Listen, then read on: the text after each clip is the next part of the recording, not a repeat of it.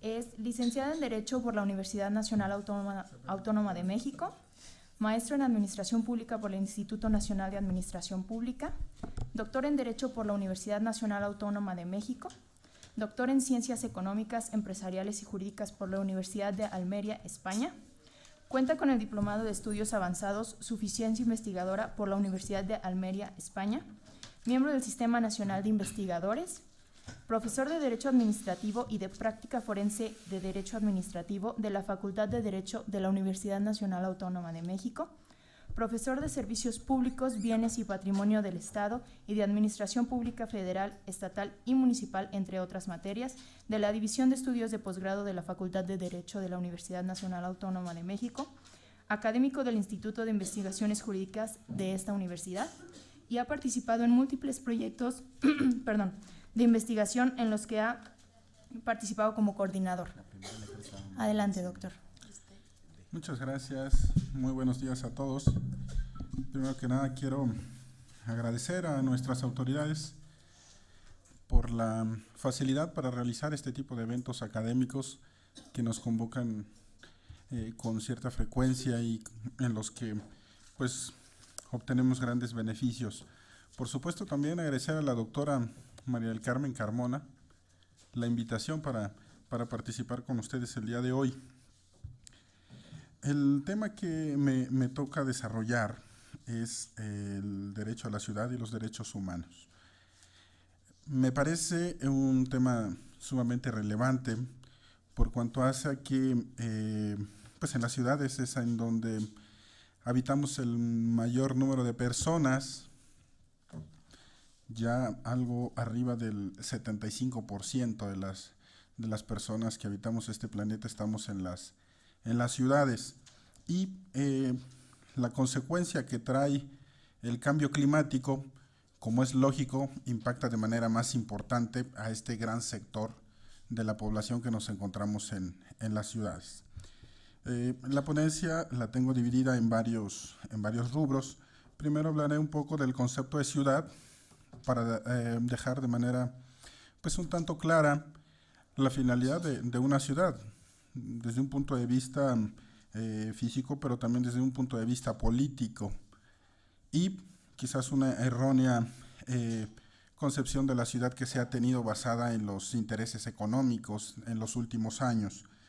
Después analizaré un poco lo que conocemos ahora como el derecho a la ciudad, un término muy reciente y que jurídicamente hablando se ha conformado apenas hace un par de décadas.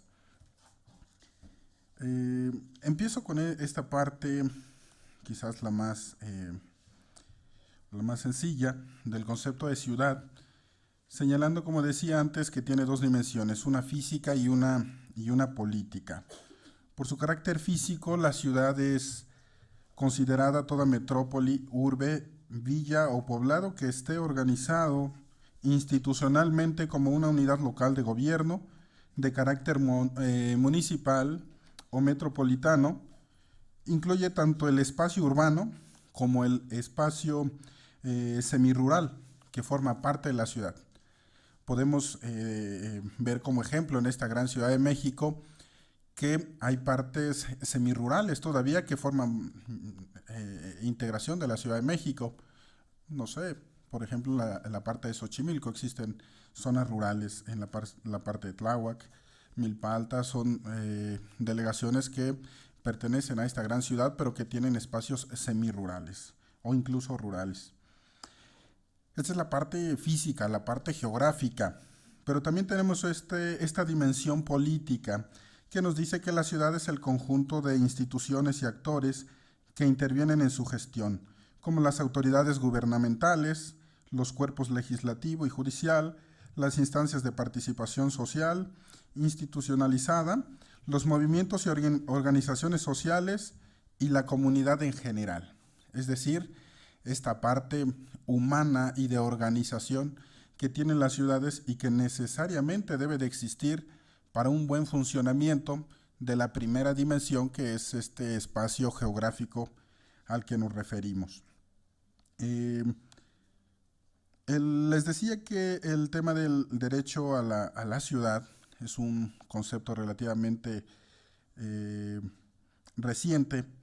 En 1968, un francés denominado Henri Lefebvre escribió un libro denominado Derecho a la Ciudad, y es cuando a partir de ese momento se empieza a acuñar este término, o se empieza a dar a conocer en una dimensión mucho más amplia. Este libro tuvo un impacto muy importante, pues tuvo como finalidad redimensionar lo que hasta ese entonces se consideraba como ciudades. Y entonces toma en cuenta el impacto sufrido en las ciudades en países de economía capitalista, pues las ciudades se convirtieron en una mercancía, en un servicio exclusivo de los intereses del capital. Todo esto lo seguimos viviendo hasta la actualidad. Si nos abocamos a un tema simple, por ejemplo el de la vivienda,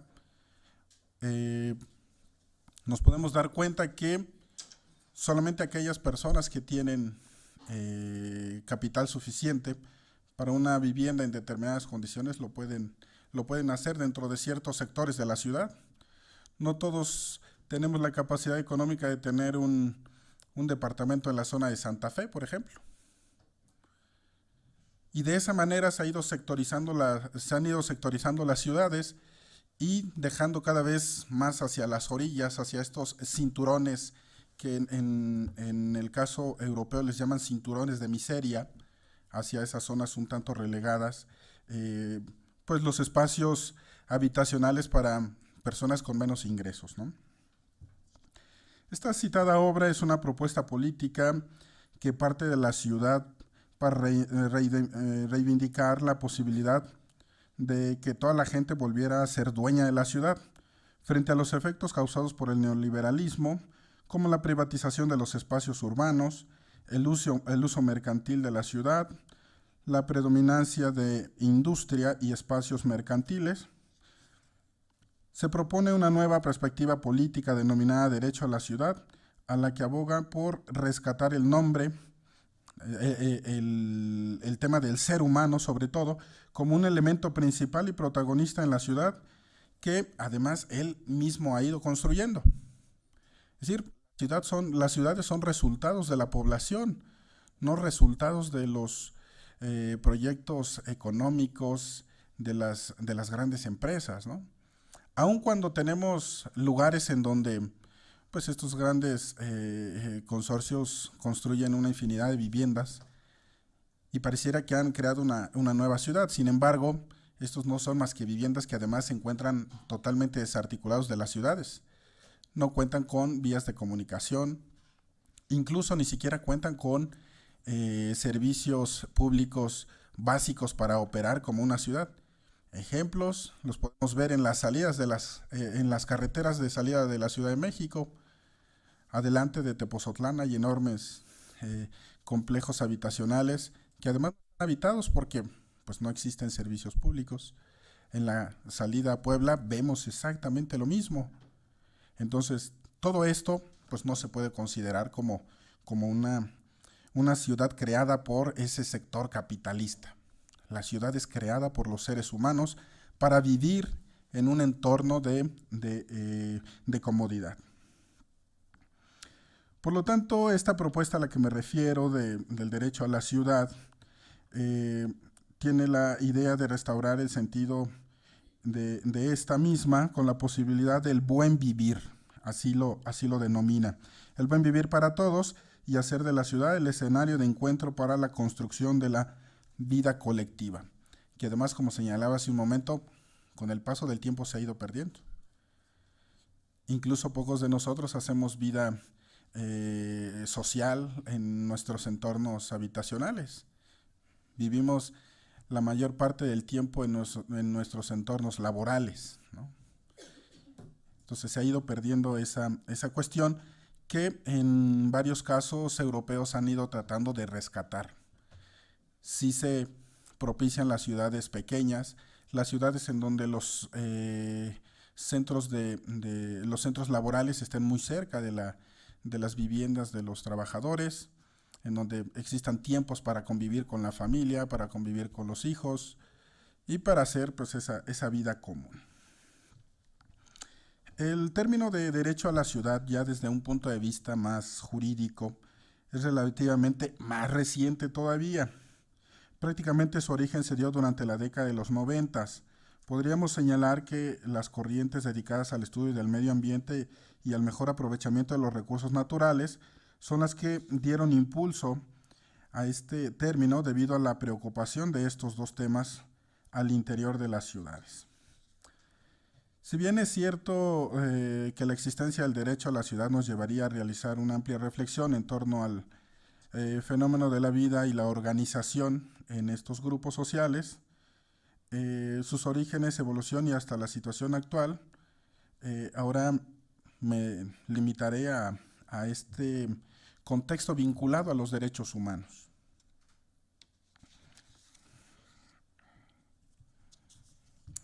El derecho a la ciudad lo he definido como una cohabitación de derechos, muchos de ellos humanos, considerados ya existentes y que están conformados por una unidad integral tendiente a garantizar el mejor nivel de la vida de sus pobladores.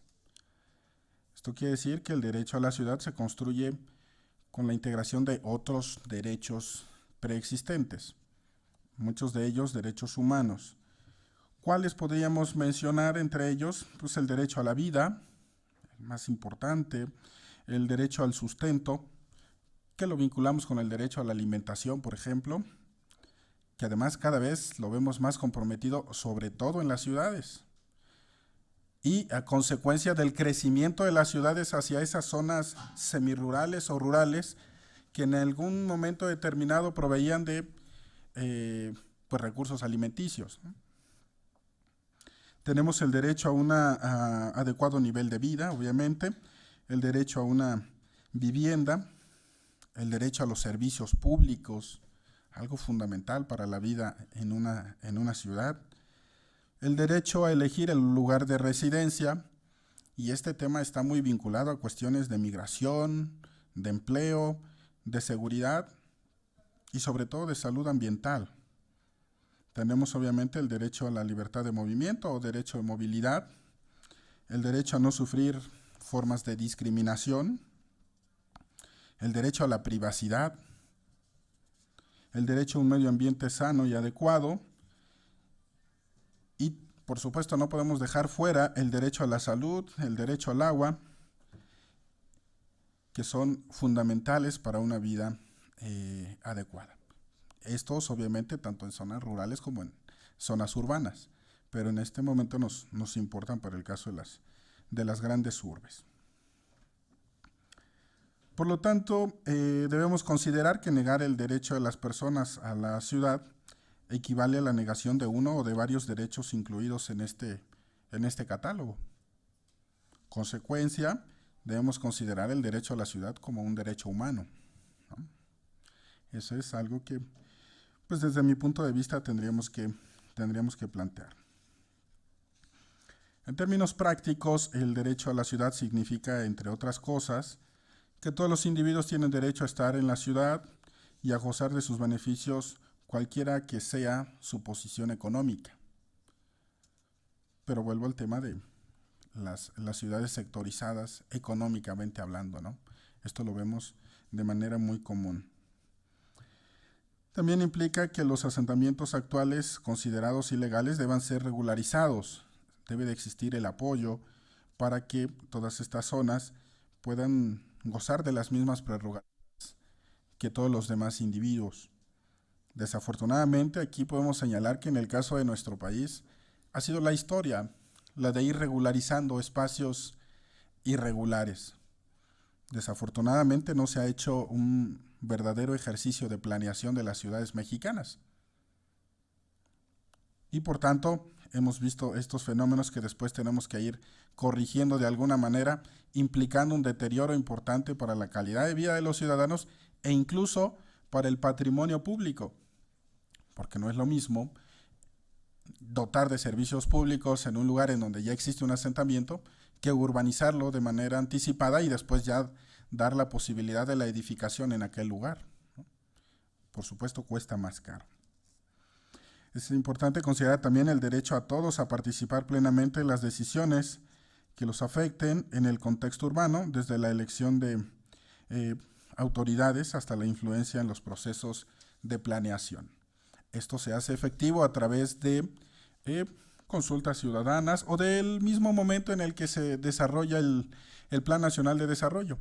Sin embargo, también aquí habrá que señalar que como ciudadanos, pues a fechas actuales todavía seguimos teniendo muy poca participación en estos procesos. De aquí probablemente muy pocos levantaríamos la mano si preguntamos quién participó en la elaboración del Plan Nacional de Desarrollo que tenemos ahora vigente, ¿no? En cuestiones urbanas, menos. Nos importan más las cuestiones económicas, sí, es una cuestión lógica. Sin embargo, los aspectos urbanos nos implican también un deterioro importante de algo fundamental como la calidad de vida que tenemos.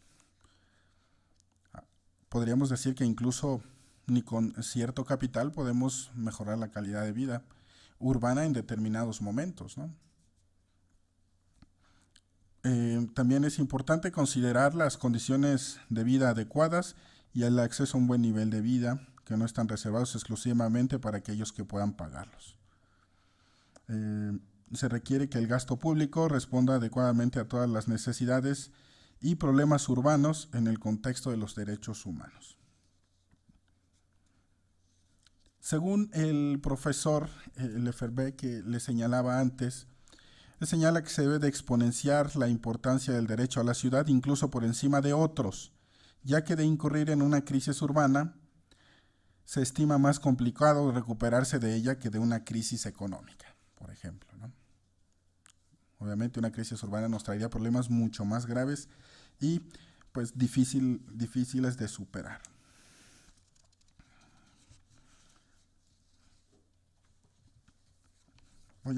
Por cuestiones de tiempo voy a saltar un poquito el tema de la conceptualización del derecho a la ciudad, ya hablamos un poco de ello. Solamente señalar que este derecho a la ciudad está considerado en instrumentos internacionales, es importante señalarlo, e incluso el gobierno del entonces Distrito Federal adoptó ya en el 2010 la Carta de la Ciudad de México por el derecho a la ciudad. Esto fue en julio de 2010, a través de la cual se reconoce el carácter complejo y colectivo de este nuevo derecho, el cual busca superar la visión y la atención sectorial y desarticulada de los problemas de la ciudad para enfrentar situaciones que afectan por igual a todos sus habitantes y visitantes, como la contaminación del territorio ambiental, la violencia, el tránsito vehicular y la seguridad urbana. Entonces, tenemos además ya en instrumentos locales considerado el derecho a la ciudad como algo fundamental. ¿Por qué nos importa tanto el derecho a la ciudad cuando hablamos del cambio climático? Y aquí traté de vincular tres cuestiones fundamentales. El derecho a la ciudad, o lo que también podemos llamar de manera muy coloquial las ciudades modernas, estos modelos de ciudades sustentables, los derechos humanos y el combate al cambio climático. Esto en virtud de que tienen objetivos similares, es decir, buscan lo mismo. En términos generales, mejorar la calidad de vida de los ciudadanos es lo que buscan las ciudades modernas, es lo que buscan garantizar los derechos humanos y es lo que busca el combate al cambio climático, porque justamente las consecuencias del cambio climático es lo que estamos percibiendo, que deteriora la calidad de vida, entre muchas otras cosas, pero refiriéndonos a la ciudad, pues deteriora ese nivel de vida que tenemos en las ciudades. En el caso de este tema del cambio climático, pues obviamente encontramos en las ciudades pues un estrés causado por el intenso calor. Por ejemplo, es algo que cada día es más evidente. Yo recuerdo que cuando era niño, en el vehículo de mis papás, no tenía aire acondicionado y uno iba por la ciudad sin ningún problema. Ahora es casi imposible que estemos por la ciudad sin aire acondicionado en el auto.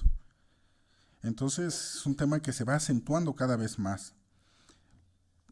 Obviamente las precipitaciones extremas, las inundaciones, que en términos de lo que señalaba al principio, por tener la mayor cantidad de población en las ciudades, pues afecta al mayor número de personas, el tema de las inundaciones. Además de que debemos considerar que pues en las ciudades se empiezan empiezan a desarrollarse enormes áreas de concreto, en donde por supuesto no se permite la filtración de agua, complica mayormente el tema de las inundaciones, deslizamiento de tierra en estas zonas periféricas a las que me refería, por ejemplo, la contaminación atmosférica e incluso contaminación de otros tipos también, como la auditiva, ¿no? Y temas que van directos a afectar al derecho a la salud, ¿no? Vinculado obviamente a este derecho humano. Y algo que es también sumamente preocupante es la escasez de agua.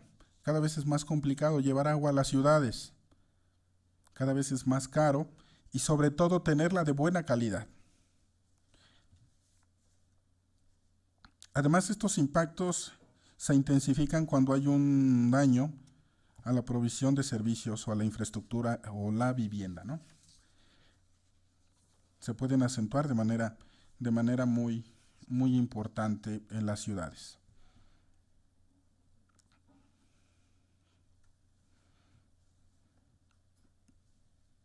Como consecuencia, pues el combate al cambio climático pues busca, refiriéndome solamente a estos puntos, pues combatir el intenso calor, las inundaciones, la contaminación atmosférica, la escasez de agua, mejorar servicios públicos, y todo en su conjunto tiene que ver con mejorar la calidad de vida de los ciudadanos.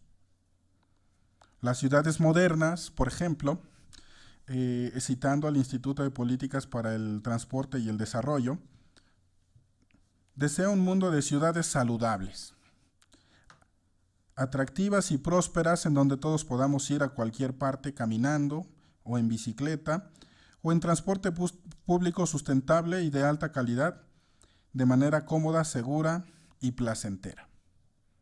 Es decir, es el objeto que buscan las ciudades modernas. Muchas ciudades europeas ya tienen este modelo. Recuerdo que cuando estudié en la ciudad de Almería el doctorado, al único lugar al que iba yo en transporte público era la universidad, que está a 7 kilómetros del centro de Almería. Todo lo demás lo hacía caminando. A todos los puntos, incluso los más lejanos de la ciudad, pues iba caminando. Es una ciudad que debe de tener transversalmente, cuando mucho, 12 o 13 manzanas. Entonces uno podía ir de un punto al otro caminando sin ningún problema, salvo ir a la universidad, que además está en un municipio distinto que se llama La Cañada, ¿no? Además de que están diseñadas, hay políticas de gobierno diseñadas para mejorar el tema de la calidad urbana. Los chicos no pueden ir a la escuela, a aquella que está al otro extremo de la ciudad, tienen que ir a la escuela más cercana a su domicilio. Las fuentes de empleo también están muy cerca de los domicilios, ¿no? En el caso de los españoles, eligen el banco en el que tienen su dinero, sus ahorros, de acuerdo al que está a la sucursal que está más cercana a su casa. Y esto tiene que ver con una cuestión muy importante, que es la estandarización de servicios públicos, por ejemplo. La educación en todos los colegios es igual, es de muy alta calidad. Los servicios de salud también. Entonces no existe la necesidad de tener que buscar un mejor servicio más lejano. Todos son de la misma calidad, por cierto, muy buena. En el caso de manera genérica de los derechos humanos, pues obviamente se tiende a garantizar el derecho al agua, a la salud, al medio ambiente, a la movilidad, a la vivienda, todo obviamente tratando de mejorar la calidad de vida de los ciudadanos. Entonces, en este sentido, creo que estos dos puntos nos orientan para seguir hacia un mismo rumbo y si queremos apoyar el combate al cambio climático, lo podemos hacer desde el entorno de los derechos humanos o lo podemos hacer desde el entorno del derecho a la ciudad o el mejoramiento de las ciudades o tratar de tener ciudades modernas. Es decir, tenemos intereses comunes. Por tanto, desde estos 3 puntos o desde estos 3 ejes tendremos que seguir trabajando en un mismo sentido. Dejo mis comentarios hasta aquí para no abusar del tiempo y de su paciencia y quedo a sus órdenes para cualquier comentario. Muchas gracias.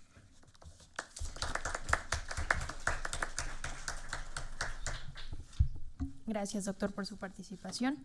Continuamos en esta mesa ahora con la ponencia del doctor David Morillón Gálvez.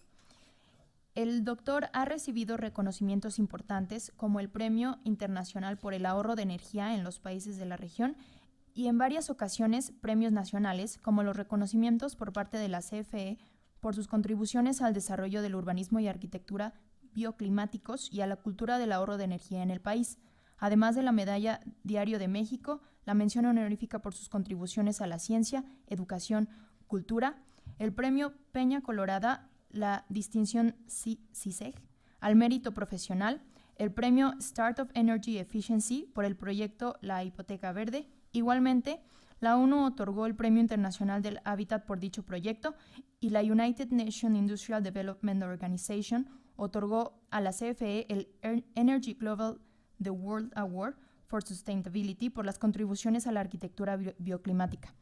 Forma parte de los grupos generadores de las bases para la normalización y certificación de la edificación sustentable en México y el mundo, entre ellos el Comité para la ISO, el Programa de Certificación del Gobierno del Distrito Federal, los criterios e indicadores para las unidades habitacionales sustentables de la Comisión Nacional de Vivienda, entre otros. Ha asesorado a diversas empresas y países como Uruguay, Bolivia, Perú, Canadá, Colombia, El Salvador, Argentina, en temas afines. Además, participa en los proyectos como asesor, como en el Centro de Energías Renovables de Guanajuato, la Ciudad de Conocimiento en Nayarit, el EMAT en la UNAM, las oficinas corporativas y desarrollos habitacionales del ICA, las grandes iniciativas gubernamentales y privadas sobre vivienda sustentable, las normas para el ahorro de energía en edificios, la hipoteca verde, la certificación de edificios sustentables, el programa para el manejo sustentable de agua en los edificios de la Ciudad de México. Actualmente se desempeña como académico e investigador en la UNAM, así como coordinador de Mecánica y Energía en el Instituto de Ingeniería y del Grupo en Tecnologías para la Sustentabilidad, así como miembro del Comité Académico del Posgrado de Urbanismo y del Comité Académico del Posgrado en Ingeniería, Posgrado en Ciencias Sociales de la Sustentabilidad, los 3 en la UNAM, además en la UAM y varias universidades. Muchas gracias. Voy a permitirme aclarar, está muy largo, pero es el resumen de la presentación. En realidad es evidencias e impactos del cambio climático. Tenemos varias preguntas que hacernos sobre el cambio climático. Y más cuando aparece un presidente diciendo que no es cierto, que es mentira, que no hay cambio climático. Entonces, ante eso, primero queremos saber la evidencia y la evidencia cercana en nuestras ciudades, en el país, para saber hasta dónde o si es simplemente un historial donde se ha presentado en lo largo de los periodos ya un máximo extremo y los cambios que se dicen estaban dentro de ese máximo extremo. Entonces, esa es la primera pregunta relacionada con el cambio climático. Y después, ¿cuáles son esos impactos que se presentan en los edificios, en la ciudad y qué implicaciones va a tener con esos impactos en diferentes escenarios? Tenemos una manera muy sencilla o coloquial de presentar el cambio climático. Primeramente es todas las actividades, todos los sectores generan emisiones de CO2, entre otros que son todavía más drásticos. Como ahí vemos las bolitas, la primera es el CO2, después la bolita mayor es el metano y luego por último los óxidos nitrosos. Estos son más fuertes todavía que el CO2. Afortunadamente vemos que las casitas arrojan CO2, que los autos arrojan CO2, que la industria arroja CO2, los aviones, o sea, conjuntados todos esos son la ciudad. En las zonas rurales vemos que hay metano con los animales y otros seres. Entonces todo esto, al irse emitiendo cada vez más, va a provocar a lo que se le conoce como efecto invernadero. Nuestra propia atmósfera ya tiene un efecto de atrapar los rayos que le llegan, no los deja escapar todos, si no estaríamos en 0 grados y subiríamos a 40 y tantos todos los días. Hay una temperatura, en nuestro caso en la Ciudad de México, templadona, porque llega un rayo, en este caso de energía solar, choca con la superficie del suelo y trata de reflejarse, pero encuentra que en la atmósfera hay partículas de agua en vapor, hay algunas partículas ya de polvos, hay algunos gases, y entonces evita que toda se escape, se atrapa una parte, y esa es la que mantiene un clima estable. ¿Qué pasa si ahora quitamos todas las partículas que hacen el efecto invernadero? Entonces se retiraría todo ese calor que llega y choca y se sale, se va. O bien lo que está pasando, que es muchas partículas, en este caso de CO2, entre otros, que siguen atrapando y por lo tanto se eleva o cambia el clima, y de ahí el efecto del cambio climático. ¿Cuál es el impacto del cambio climático en los edificios y en la ciudad? Al relacionarlo con edificios, la vivienda en específico, me acordé de cuando era niño, de un cuento que nos dicen mucho, los 3 cochinitos. Tienen que salir de su casa y hacer su propia casa, pero encuentran riesgos. En el caso de ellos es el lobo, en el caso de nosotros el cambio climático. Entonces, lobo versus cambio climático. El primero de los cochinitos lo hizo de paja. Del medio ambiente, se integra fácil, pero también no puede aguantar un fuerte viento o un huracán y llega el cambio climático. Y entonces su casa se va, se pierde completamente. Después llega el otro cochinito y lo hace todavía con otro material también, muy ecológico, pero aquí me voy a referir en cambio climático a seguridad. Y entonces pues también llega el lobo y se va a esa casita, pero llega otro y lo hace ahora sí con varias características, entre ellas estructurales, de seguridad. Después metemos lo de medio ambiente para mitigar, pero ahorita lo dejamos en que el cambio climático ahí no pudo tumbarlo. Bueno, ¿cómo es ese lobo que nos amenaza? En el caso de México, en las costas de Veracruz, en las costas del Pacífico, en la Ciudad de México, en el norte, en el sur, ¿qué está pasando realmente con ese lobo? Nos dicen, ahí viene, pero todavía no sabemos cómo es, y le vamos a tener miedo o va a ser mascota. Pues bueno, los impactos son varios. Concentraciones de CO2, causa efecto invernadero, calentamiento global, ya nos indicaban, y otra que poco hemos hecho caso, y a una persona que tuvo un premio Nobel, lo tuvo por decir que iba a subir hasta 6 metros, no había base, sin embargo alertó, alarmó y obtuvo un premio por meter el tema de manera hasta popular, se veían las películas, los documentales en todos lados. Y entonces ese lobo causa todo eso. Y en el caso que nos ocupa en este evento, que reconozco y felicito al Instituto de Investigaciones Jurídicas, además de agradecer la invitación, porque tenemos que nosotros, y voy a presentarles, decían, hace un momento me gustó que decía las ciudades parte física y parte política, pues yo hago parte de la física, que es la infraestructura, pero a veces está condicionada a una política y ahí yo ya no supe cómo, pero afortunadamente están ustedes. Calentamiento global. Se espera que suba la temperatura en todos lados, en nuestro caso se aparece cada vez más calientito, más rojito el globo. También se habla de que habrá cada vez más concentraciones, es la curva última, pero ¿qué pasa si empezamos a hacer cosas? Y ya tenemos en el país algunas que se le llaman de mitigación. Pues vamos a quitar algunos transportes, vamos a cambiar algunos de los combustibles y empieza a verse algunas medidas. Son para mitigar, dejar de emitir un poquito menos de CO2. No es quitarlo, vamos a mitigar. Después vamos a ver al final las conclusiones que hay otra medida y que poco hemos metido y que a lo mejor entre lo que ustedes perfectamente manejan y hacen podremos tener política para allá. Y luego la parte de la elevación del nivel del mar. Yo estaría alarmado si fuera presidente porque no tenemos ninguna obra ante esto y si ustedes ven en el mundo tampoco. Katrina llegó y les dio en Estados Unidos en la torre y no había ninguna infraestructura para detener ese mar, y luego llegó ahora a Cuba y vemos cómo la avenida del Malecón en Cuba estaba también metido el mar, entonces no hay obras para esto. Las islas, hay mucha costa, entonces tenemos ahí un reto muy importante, al grado de que esto es Tabasco, miren, y se mete todo lo rojito, es territorio que se perdería. En el caso de Veracruz perdemos el folclore mexicano, Alvarado, nos quedaríamos inventadas de madre. Entonces, ¿por qué? Porque ahí tenemos que la laguna y luego el mar, y se va a meter, entonces se va a meter. Claro, estos son escenarios, a lo mejor son un poquito también tratando de ganar esa atención, pero ya lo vemos en muchos de los lugares. Me acaba de invitar ahora que llegó hace un año el presidente municipal de Cozumel. ¿Qué podemos hacer? Pues ya estaba gran parte dañado, todo lo que está del lado norte de la isla, llegaban unos vientos y agua que ya no era afortunadamente lugar para construir.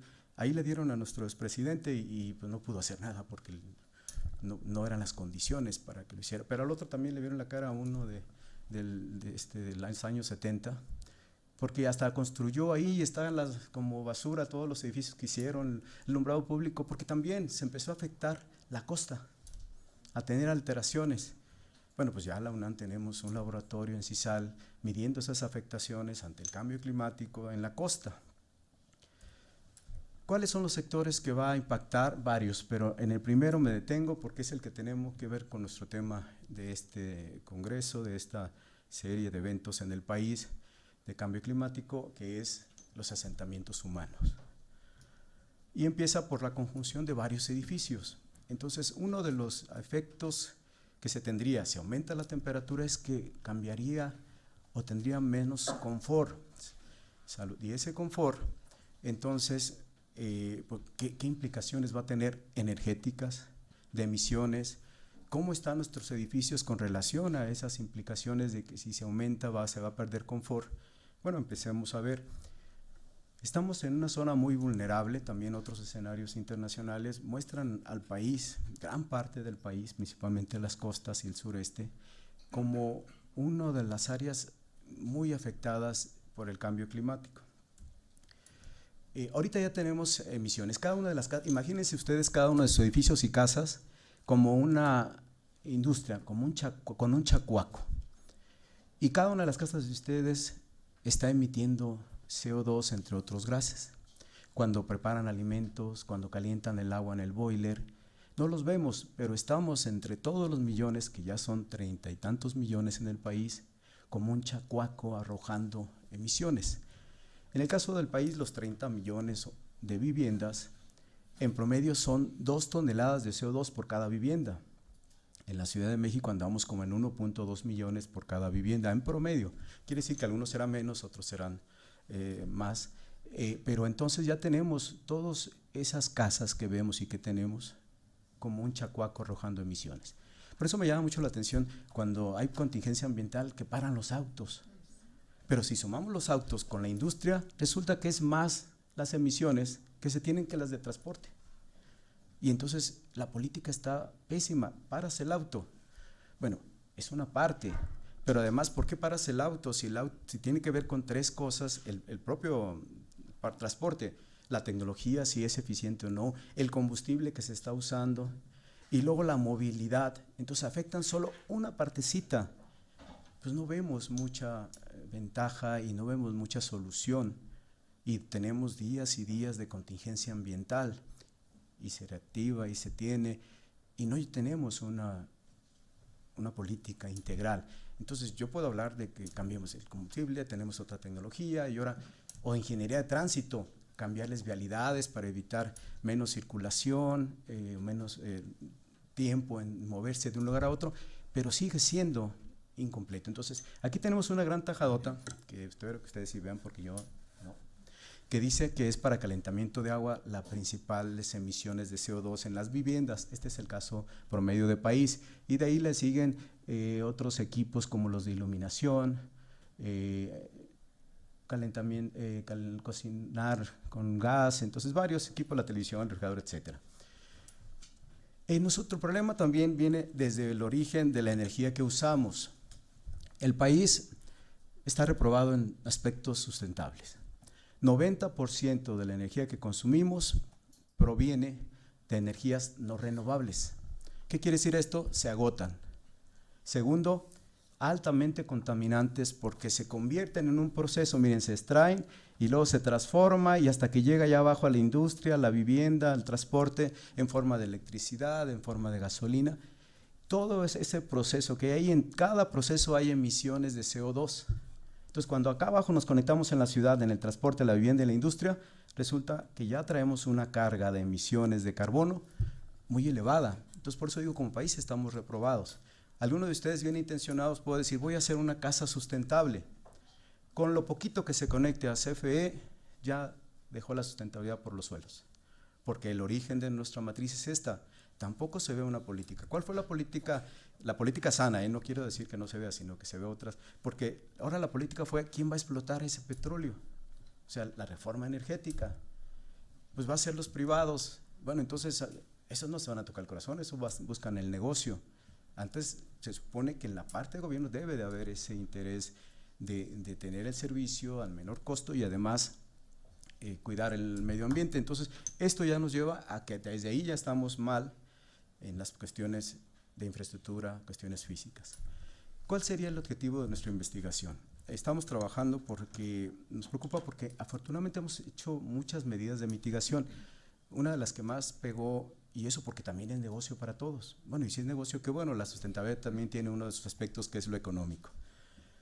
La hipoteca verde. Ya llevamos más de 2 millones y antes yo preguntaba en un foro así, ¿cuántos tienen calentador solar en su casa? Y cuando mucho levantaban la mano el 10%. Y ahora me da gusto cuando lo hago, ya son más. ¿Por qué? Porque muchas de las casas que ahora se venden, se financian, ya tienen un calentador solar, entre otras tecnologías. Entonces dio un gran empuje. Pero aquí me gusta platicar como anécdota porque además es simpaticona y no es el caso de los de jurídicas, hablo por nuestros institutos de nosotros. Uno es como inocente, como romántico cuando habla de cuestiones de cambio climático, emisiones de CO2 y todo eso. Y yo lo tenía y lo hacía. Y entonces hicimos la hipoteca verde y empezó a recibir diplomas por todos lados. Ahora soy socio honorario de la Asociación de Empresas para la Energía, de los fabricantes de calentador y todo el mundo ya me quería. Entonces yo dije, oye, pues qué simpáticos son con este proyecto. Y nada, que me invitan en el edificio Rockefeller a una cena. Los financiadores de los financiadores. Y llego y entonces pues, yo dije, a lo mejor se equivocaron, pero ya está el boleto, aquí yo voy. De shopping por lo menos, me pasó ahí y vámonos. Resulta que, dije que no piensen mal de los mexicanos, voy a llegar puntualísimo. Llegué hasta antes y me senté ahí muy cómodo y veo la carta en la torre, si no soy yo, y soy investigador de la UNAM, ¿cómo voy a pagar esta cosa? Pedí lo más baratito, el agua más cara de mi vida. Hubiera alcanzado 4 caguamas acá. Una agüita ahí y ya. Y ya llegan ellos y me dicen, ¿sabe lo que hizo con la hipoteca verde? Y yo empecé con mi rollo. El CO2, la mitigación, el medio ambiente. Casi se los digo textualmente. Me contestaron, déjese de vaciladas. Lo que usted hizo con esto fue acomodar más dinero. Si yo daba 400,000 para un crédito de vivienda, ahora doy 440,000. Un negociazo para ellos que se podía acomodar más dinero con el motivo de la sustentabilidad. Bueno, levanté la mano y pedí la mejor botella del vino tinto del mundo, me la merezco, todo eso hicimos en México. Por eso decía que somos medio inocentes y románticos. Pero ya me entendió aquí Carlos de qué estamos diciendo. Bueno, entonces el objetivo, queremos ver si en realidad está el cambio climático. Segundo, qué escenarios se tendrían. Tercero, cuál sería ese impacto en el confort. Bioclima tiene que ver con el confort, que a veces lo hacemos artificialmente con aire acondicionado o calefacción. Aquí en CEU se usa mucho en varios cubículos porque no se aguanta el frío. Fui director del PUE en ese edificio donde están los programas universitarios, el de cambio climático está ahí, terrible, terrible, llega a 1 y 4 grados adentro, me dolían los dedos, entonces un calentador. Bueno, entonces, ¿y qué emisiones hay relacionadas? Hay algunos estudios de algunas personas en el mundo, el IPCC, Mario Molina, los cuates de climatología de allá de Veracruz, mi compañera no la metí, pero Claudio Sheinbaum también ha hecho algunas cosas y su servidor, sobre esas emisiones y las ciudades. Bueno, pero ¿cuál es la evidencia? Miren, la línea azul es del periodo del 41 al 70 y la línea naranja es del 80 al 2010. Vean ustedes, en el caso de Torreón, hacia el norte ya prácticamente desierto, sí hay cambio climático, pero disminuyó. Y en el caso de las máximas, pero en el caso ya de la mínima sí aumentó, y el frillazo que se tenía antes dejó de ser menos frillote. Entonces, ante eso vemos que hay países que no le entran. Canadá era uno de los que no le entraba, porque ellos estaban en invierno a menos 20, a menos 40 grados, y con el cambio climático iba a subir la temperatura, que a gusto. Sí, y además en Tlaxcala se les congelaba la siembra, la helada, dicen, se le helaba. Bueno, van a tener mejores condiciones. Bueno, ¿y qué pasa en San Miguel de Allende, más aquí, más al centro? Y también tenemos que también hay cambio climático. En el caso de las máximas disminuye, y en el caso de las mínimas aumentó. Entonces, no todo el país va a ser igual, ni todo va a ser calentamiento, puede ser también contrario. Tomamos un caso muy específico les interesaba, y crearon una comisión de sustentabilidad, y uno de los comités era cambio climático en Sinaloa. Y me invitaron a que fuera parte como académico en el tema y empezar a hacer algo. Empezamos a hacer qué estaba pasando con los edificios, y tomamos 3 periodos. ¿Qué pasó del 50 al 80, que era la información que está pública? ¿Qué hay del 80 al 2010, suponiendo que ya es más cercano a nosotros como presente? Hicimos un escenario al 50. Y entonces, para eso tenemos datos climáticos que son las normales climatológicas, son públicas, ustedes las pueden encontrar de cada ciudad, y vienen por periodos, o bien viene todo el paquete de lo que está ahí publicado. Y entonces tenemos el caso del 51 al 80 y del 81 al 2010. Y sí, Culiacán también presenta cambio climático, y ahí sí aumenta más recientemente que como estaba antes. Bastantes grados más. Y entonces en la mínima también, entonces vemos que sí tienen un problema de evidencia del cambio climático. Estos son los promedios de máximas, mínimas y medias. Hicimos un escenario al 2050, y esto ya lo empezamos a procesar primero en condiciones de confort. ¿Hay o no confort en esas condiciones de temperatura? El primer cuadro, que es este de aquí, es cómo estaba en el 50 al 80, y esa mancha roja es las horas que tenían calor. Cada columna es un mes y cada fila es una hora, 24 horas. En un año tenemos un diagrama que es un estudio del bioclima. Teníamos sí confort, sí había más horas de confort, unas cuantas de fresco y toda la manchota roja del verano. Pero y luego nos vamos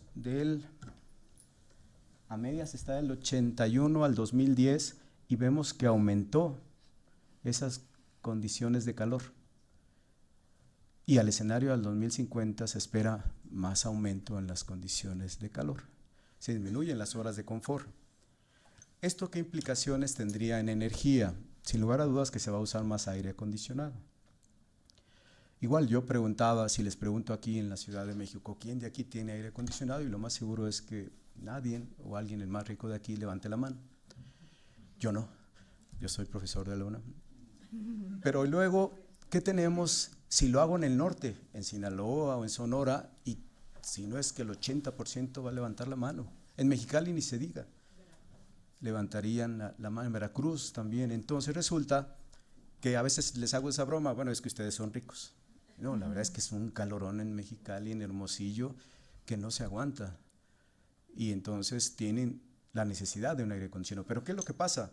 Como tienen la frontera a un lado, hay una cosa que le llaman el piojo, la pulga o la chinche, no sé cómo se llama ahí.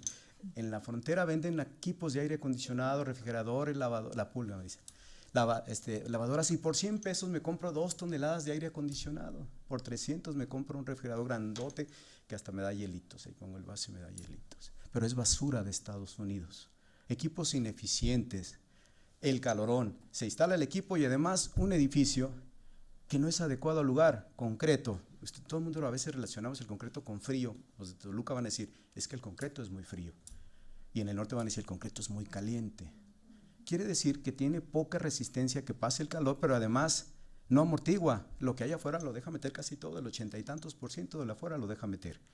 Y resulta que las viviendas en el país, en casi el 80%, se hacen de techos de concreto.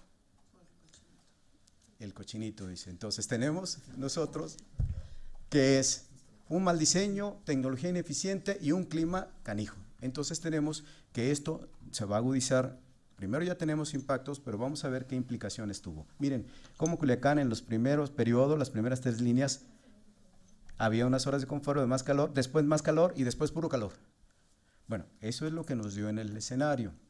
Es con software aceptados y ya calibrados con algunas misiones. Aquí los de Ciencias de la Atmósfera hicieron también unos escenarios y ya los pudimos tomar. Esto pasaría en Mexicali. También vemos cómo aumenta, pero aumenta no la manchota, sí va aumentando la mancha, pero no tanto, pero sí se elevan las temperaturas. Si de por sí ya son drásticas. A mí me invitan a Mexicali en temporada de verano y no acepto. No, la primera vez que fui en mayo, llegué a la 1 y a las 7 ya estaba en el hospital deshidratado.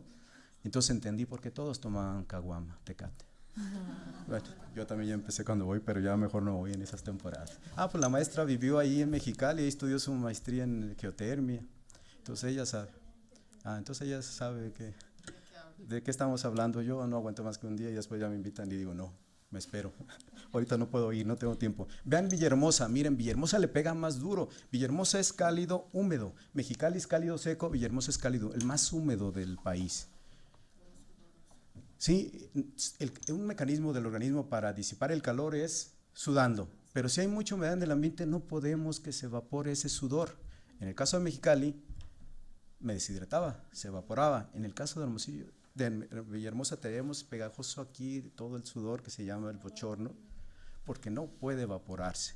Y entonces vemos que sí está afectando, además de otros aspectos. Miren, en la Ciudad de México hay muchas horas de confort. El periodo primero es del 50 al 80 y luego el reciente, y sí aumenta las temperaturas, no llega todavía al drástico. Esto es bajo la sombra y luego sobre todo en verano se nubla y refresca, pero ojo, muchas horas de confort, pero un aire cochino, mucha contaminación. Entonces las contingencias, lo que metemos son, y si se habla de renovación de aire, estamos metiendo aire ya con mucha carga de gases de efecto invernadero. Entonces ahí empieza a aparecer también el aire acondicionado, porque uno le queda la nariz toda tiznada, las cortinas, y más si uno no la lava seguido. Bueno, entonces tenemos que hay impactos, tenemos que hacerlo, y viene al colación.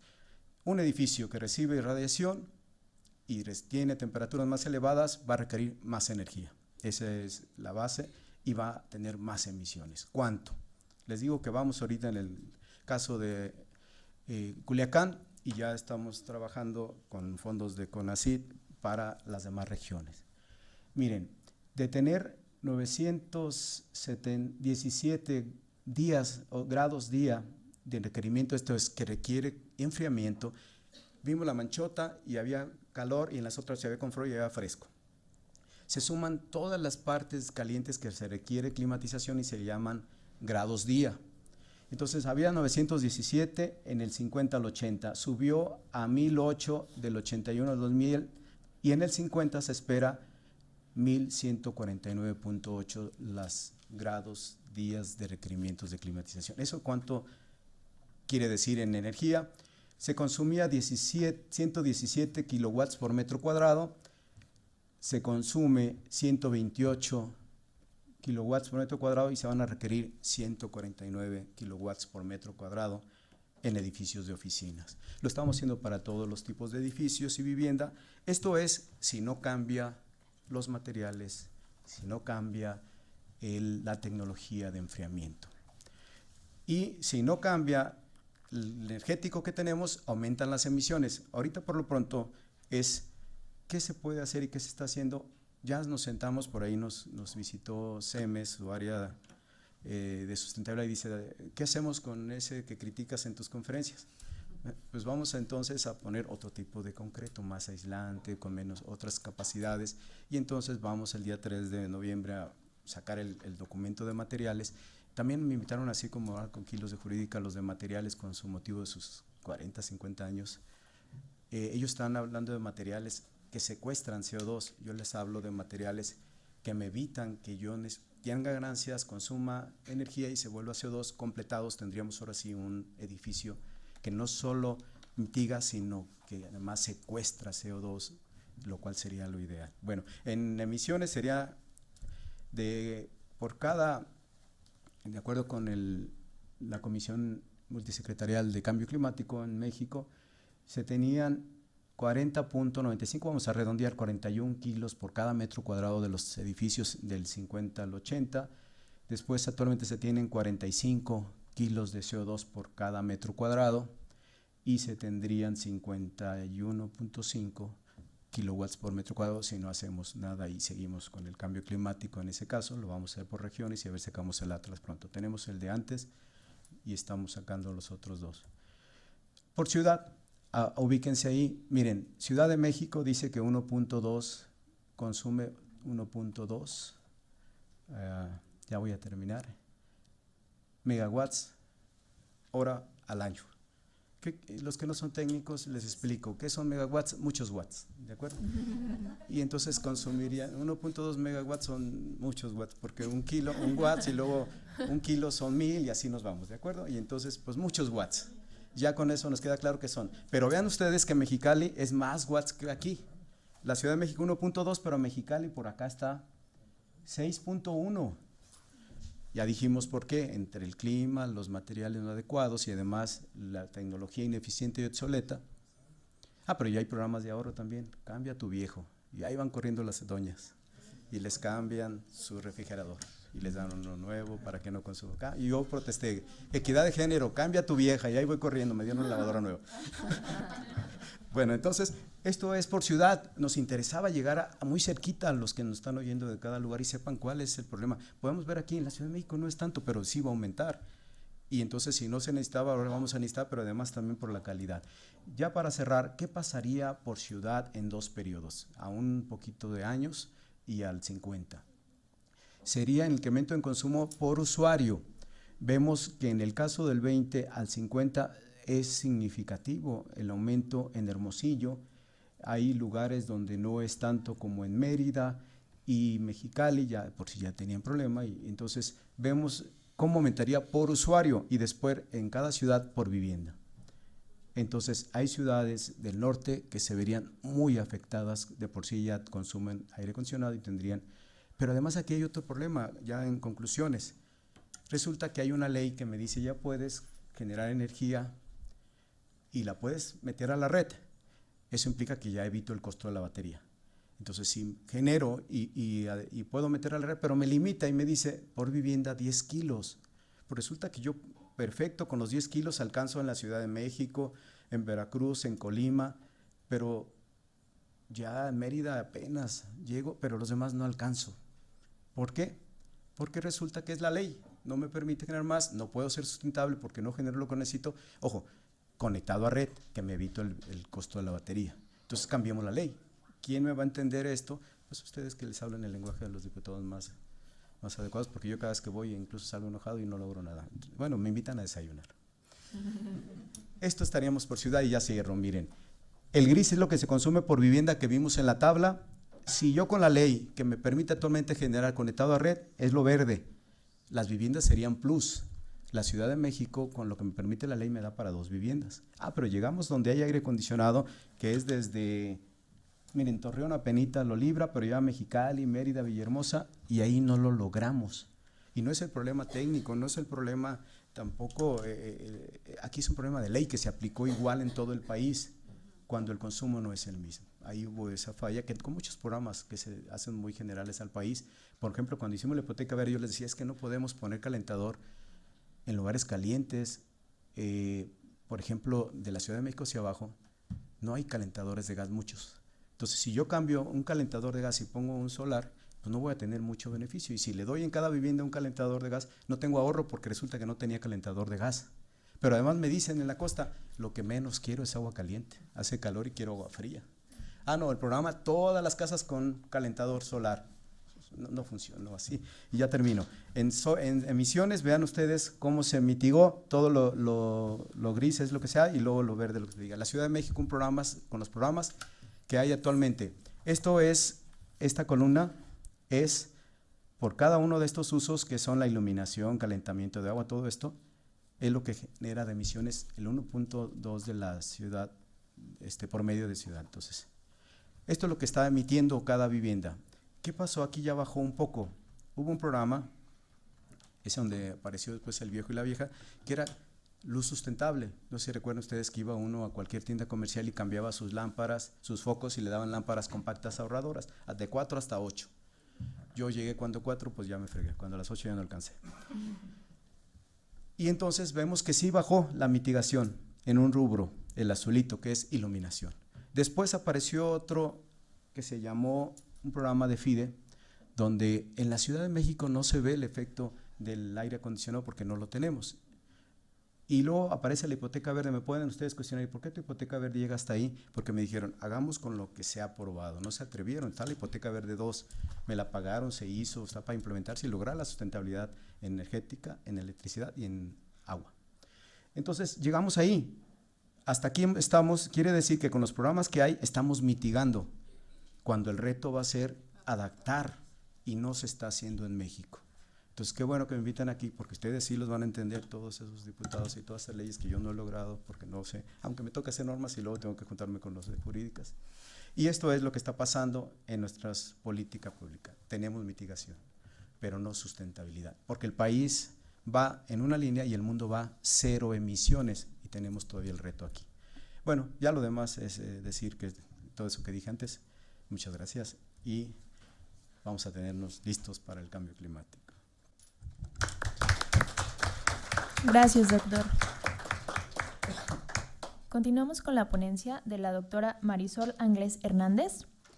Es licenciada en Derecho por la Facultad de Derecho de la Universidad Nacional Autónoma de México, doctora en Derecho Ambiental de la Facultad de Derecho de la Universidad de Alicante, España, diplomada en Gestión de Conflictos y Mediación por el Instituto de Investigaciones Jurídicas de la UNAM, investigadora de tiempo completo en el Instituto de Investigaciones Jurídicas de la UNAM, miembro del Sistema Nacional de Investigadores Nivel 1, reconocida por la UNAM con el PRIDE Nivel C, catedrática de la División de Estudios de Posgrado de la Facultad de Derecho de la UNAM y profesora del Programa Universitario de Estrategias para la Sustentabilidad de la UNAM.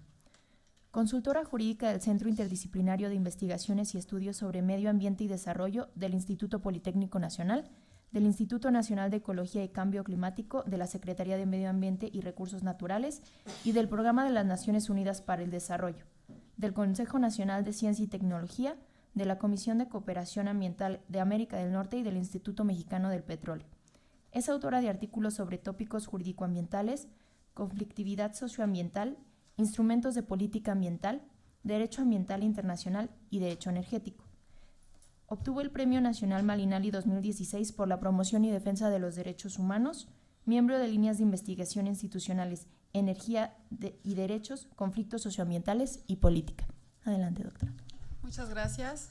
Me da mucho gusto ver estos espacios copados, porque luego cuando oímos hablar de cambio climático ya estamos como otra vez cambio climático, ¿no? Aunque todavía no logramos entender de qué hablamos cuando hablamos de cambio climático, el tema también se ha vuelto como un poco trillado y pensamos siempre que vamos a escuchar lo mismo.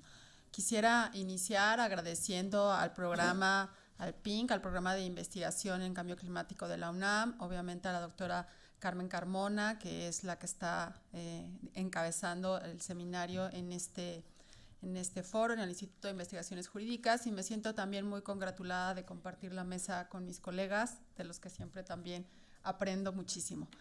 El día de hoy de lo que quiero platicarles es justamente de instrumentos de planeación, como lo es la ordenación territorial y el ordenamiento ecológico, como estos presupuestos fundamentales para lograr la reducción de la vulnerabilidad ante el cambio climático.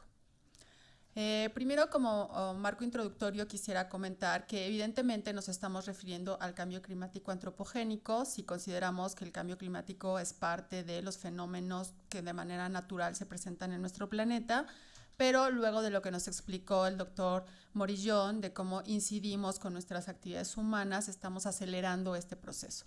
A partir de ahí, pues viene el lobo feroz, que son nuestras amenazas, que en otros lugares lo podemos encontrar también referido como peligros.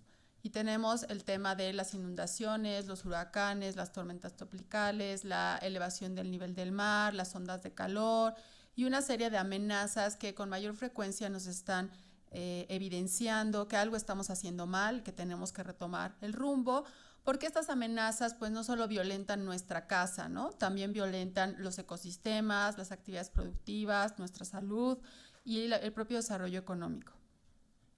Y luego todo esto, ¿dónde nos coloca? Pues nos coloca en el ámbito de la gestión del riesgo, ¿no? Como dice el teórico alemán Ulrich Beck, vivimos en las sociedades del riesgo, y estos riesgos, ¿quién los asume? ¿Quién asume los riesgos por nosotros? Pues los riesgos los están asumiendo nuestros representantes políticos a la hora de la definición de leyes y políticas públicas, a la hora de elaboración de normas oficiales mexicanas que dicen que somos capaces de aguantar tantos niveles de plomo en la sangre, tantos niveles de CO2 en el aire, ¿no? Entonces, pues ahí ellos están definiendo nuestras capacidades de tolerancia para el desarrollo y la salud, y obviamente están implicados pues todos los derechos humanos de los que el doctor Coquis habló hace un ratito. Esto a su vez se involucra con diversas dinámicas productivas, y al final del día, cuando nosotros hablamos de sustentabilidad y tenemos en mente este diagrama de Venn que involucra las cuestiones sociales, las cuestiones económicas y las cuestiones ambientales, y en ese eje donde se transversalizan está la sustentabilidad, pues obviamente siempre vemos que el tema económico es el que hace que pues, la balanza se cargue de ese lado, ¿no? Entonces empiezan a pasar a segundo plano las cuestiones ambientales y luego a tercer plano pues las cuestiones sociales. Y al final pues estamos construyendo sociedades que están impulsando paradójicamente y dando sustento a estas dinámicas productivas que se están erigiendo a su vez en nuestra contra, ¿no?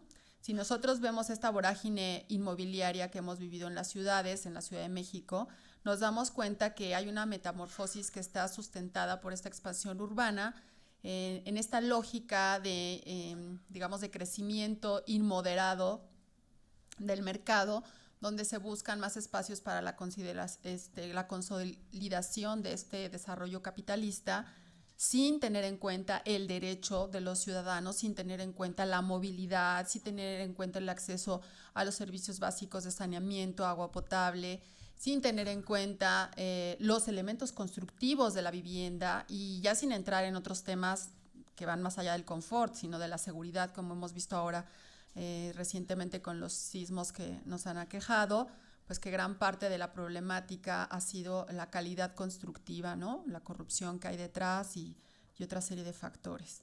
Bueno, ya nos hablaba el doctor Morillón de a qué somos vulnerables en materia de cambio climático y qué sectores, y como vulnerabilidad pues retomamos la definición del panel intergubernamental de cambio climático, que en 2011 le definió como el grado en que un sistema, en este caso un sistema social, si estamos hablando de las ciudades, es susceptible o incapaz de tolerar los efectos adversos del cambio climático, incluyendo la variabilidad climática, pero también los extremos.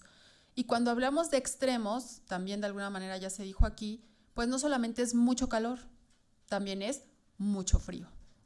Y entonces, como se ha visto en las modelaciones, hay muchas regiones que se van a ver favorecidas por el cambio climático. Por ejemplo, si pensamos en Groenlandia, que gran parte de su territorio está copado de hielo, se va a deshielar, pues va a tener áreas productivas, ¿no? Que ahora son improductivas. Entonces, pues para algunos países e incluso algunas regiones de nuestro país lo vamos a vivir de manera distinta, ¿no? Entonces, esta vulnerabilidad de la que estamos hablando está asociada con una mayor exposición, con una mayor sensibilidad y obviamente con una menor capacidad de adaptación. Esto de lo que se ponía énfasis, ¿no? Y entonces, ¿de qué hablamos cuando hablamos de exposición? Pues nos estamos refiriendo al tipo y al grado en que un sistema o en que las sociedades están siendo expuestas a estas variaciones climáticas. Referirnos a la sensibilidad implica hacerlo al grado en el que el sistema se ve afectado, tanto adversa como positivamente, porque ya vimos que tenemos estas dos, digamos, polos, y la capacidad de adaptación, que creo también, coincido con el doctor, debe ser el eje transversal de nuestra actuación de política pública, que es la habilidad para ajustarnos a estos cambios en el clima a fin de moderar los daños potenciales, aprovechar las consecuencias positivas y soportar o aprender a evitar consecuencias negativas. Cuando hablamos de exposición nos referimos a qué es lo que está en riesgo, cuando hablamos de sensibilidad a los efectos biofísicos y cuando hablamos de adaptación, pues a las instituciones, al capital social y a la infraestructura. Luego entonces cuando vemos imágenes como estas, pues ¿qué nos pasó? ¿Cómo definimos que esa era un área urbana? ¿Cómo decidimos que era un área que podíamos realmente llenar de casas habitación? Pues aquí nosotros, según datos de la CEGOV, en México para el año 2015, 9 de cada 10 desastres tuvieron relación con fenómenos hidrometeorológicos extremos, el 44% tuvo que ver con lluvias fuertes, el 28.4% con ciclones tropicales y el 18.4% con inundaciones. Y yo quisiera preguntarles, ustedes, ¿quién de ustedes cree que existen los desastres naturales? Levante la mano, ¿quién cree que existen los desastres naturales? ¿Quién cree que no existen los desastres naturales? Y los desmanados, así como que, pues ni una ni otra, ¿no? Bueno, en realidad los desastres naturales no existen. Lo que existen son fenómenos naturales que, vinculados con una mala decisión de política pública o una mala decisión personal, si yo decido poner mi casa en la margen del río o en la laguna desecada o en la barranca, generan un desastre, ¿no? Que siempre es padre echarle la culpa a alguien y pues qué mejor que a la naturaleza, que no hay dónde agarrarla, ¿no? Pero si nosotros vemos que en la ubicación de la vivienda en México tenemos casi 32 millones de viviendas para el 2015, yo creo que con el boom inmobiliario del DF ya las rebasamos ahora en el 2016. Pero bueno, de esas viviendas, ¿cómo nos estamos colocando en un riesgo? ¿Cómo estamos también la vulnerabilidad como construcción social, ¿no? Como esta corresponsabilidad entre las autoridades y nosotros? El 41% de las viviendas están ubicadas sobre barrancas o dentro de las barrancas. El 10% sobre rellenos sanitarios, cuevas o minas. Y el 49% sobre la cauce de un río o en la margen de un río. Evidentemente, ¿a qué le estamos jugando, no? ¿O a qué estamos apostándole al definir tener este tipo de infraestructura? Por tanto, reducir la vulnerabilidad social pues involucra de manera transversal gestionar el territorio a través del uso de suelo, de los atlas de riesgo, de la ordenación urbana, ¿no? Gestionar los recursos hídricos y las cuencas y también tener claro la protección y preservación de los recursos naturales. Los recursos naturales son determinantes y fundamentales para lograr un desarrollo sustentable, para lograr e incidir en una calidad de vida, para lograr una mayor captación de acuíferos. ¿Por qué nos hemos inundado tanto entre los últimos eventos hidrometeorológicos en las ciudades? Porque somos ciudades de asfalto. El agua no tiene por dónde infiltrarse. Y ahora llueve menos, pero mayor cantidad en menor tiempo. Entonces el agua tiene que buscar su cauce, tiene que buscar una salida y la salida es nuestra casa. Si nosotros hacemos una obra de modificación en nuestra casa o de mejora y todo el cascajo lo vamos a tirar a la barranca o al río, pues estamos contribuyendo al asolvamiento de ese río o a la poca capacidad de recepción hídrica de la barranca. Cuando viene el fenómeno, entonces lo tenemos en la casa. ¿Qué nos dice la Ley General de Cambio Climático en materia de adaptación local, ¿no? Porque creo que justamente es en las localidades, en los municipios, en las comunidades donde, pues, digamos, impacta de manera directa el cambio climático. Pues nos dice que hay un montón de elementos que se tienen que gestionar en esta materia, como los riesgos a través de los atlas, la gestión hídrica, como ya les decía. Aquí está algo que ya se vio: energía, industria y servicios, manejo de residuos sólidos, agricultura, ganadería, silvicultura, pesca y acuacultura. Tenemos que empezar a pensar diferente. No es posible que tengamos todas las frutas todo el año. ¿Qué significa tener todas las frutas, todas las verduras todo el año? Cuando éramos pequeños, aquí hay algunos chiquillos que yo creo que no, pero los de mi rodada para atrás, comíamos de temporada. Esperabas las frutas en ciertas temporadas del año, ciertos guisos y platillos eran en ciertas temporadas del año porque los ingredientes solamente estaban en esas temporadas. Y hoy tienes en la mesa el kiwi de Nueva Zelanda, el mango todo el año, ¿no? ¿Qué significa eso? Significa un gasto energético que no tendríamos por qué hacer, no lo necesitamos, ¿no? Pero queremos comer todo el año fresas, todo el año mangos, aunque estén con el gas ahí, con un montón de químicos y de cosas. Entonces tenemos que cambiar nuestra cultura del consumo. El tema de salubridad general también está implicado. Nos falta mucho vincular salud con cambio climático. Cuando nosotros entrevistamos a los funcionarios de salud, nos dicen, no, pero es que la gente no se enferma de cambio climático. No, pues no. De cambio climático no te enfermas, pero tienes ondas de calor, tienes diarreas, deshidrataciones, pero el cuerpo médico todavía epidemiológicamente no lo está vinculando, no lo está relacionando. Lo más que llegan a vincular es el dengue, y ahora que llegaron para quedarse chikungunya y zika, ¿no? Pero no hay una relación más allá de las enfermedades asociadas al cambio climático. El tema del manejo a través de los ecosistemas y la biodiversidad, en especial en zonas costeras, ¿no?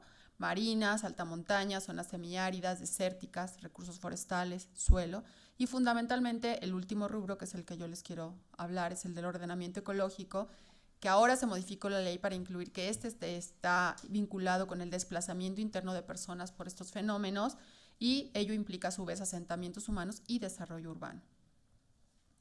Evidentemente, cuando estamos hablando de la gestión del riesgo y de la adaptación al cambio climático, tenemos que hablar de estos instrumentos de planeación: el uso de suelo, los programas de desarrollo urbano y el ordenamiento ecológico del territorio. Todos ellos a su vez articulados a través del Atlas de Riesgo. ¿Pero qué es eso desde el punto de vista económico?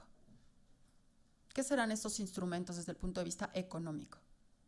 ¿Serán un problema o una oportunidad?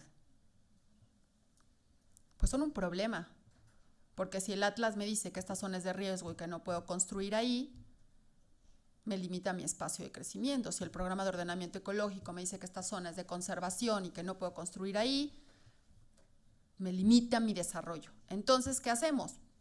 Pues mejor no tenemos los instrumentos. Y si los tenemos, pues los guardamos por ahí. Les ponemos llave y no los utilizamos para nada. ¿Qué estamos haciendo? Estamos construyendo el riesgo, ¿no? Ahora bien, me regresé aquí.